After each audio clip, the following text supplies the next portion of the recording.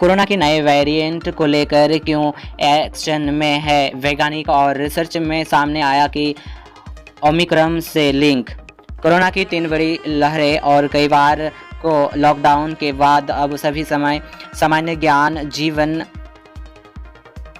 जीने लगे हैं और सबको लगता है कि कोरोना अब ख़त्म हो चुका है। हालांकि अब कोरोना का एक नए वेरिएंट सामने आया है जो बहुत तेज़ी से फैल रहा है और B2.86 वायरस इस समय वैज्ञानिकों के लिए चिंता का सबक बना हुआ है और वैज्ञानिक पता लगाने की कोशिश कर रहे हैं कि आखिर यह कितना खतरनाक हो सकता है और यह पैदा कहां से हुआ है।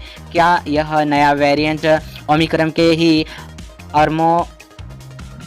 अर्ली स्टेज से निकलता है और ऐसा इसलिए कयास लगाया जा रहा है कि क्योंकि इसके फैलने की रफ्तार बहुत ज़्यादा है और ओमिक्रॉन की ही तरह B2.86 भी इंसान के इम्यून सिस्टम पर हमला करता है। बता दें कि यूके और अमेरिका में ओमिक्रॉन की चपेट में बड़ी आबादी आ गई थी और राहत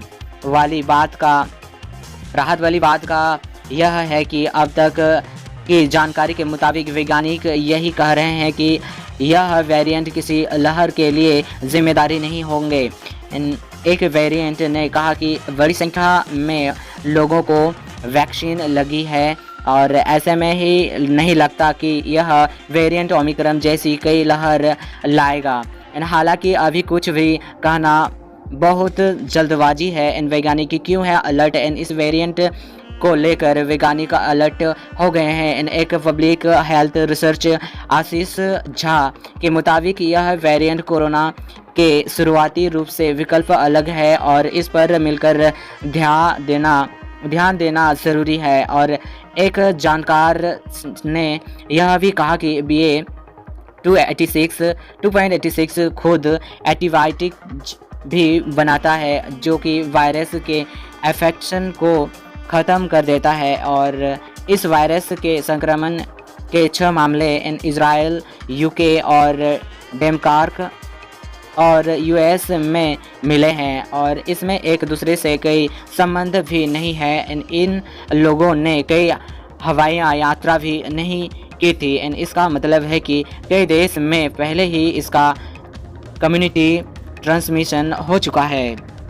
बता दें कि नए वेरिएंट को WHO ने भी चिंताजनक बताया है कि कहा कि ये घातक भी हो सकता है। B2.86 को अभी निगरानी कहते रखा गया है और बता दें कि 2019 में कोरोना फैलने के बाद इसके बहुत सारे वेरिएंट सामने आ चुके हैं।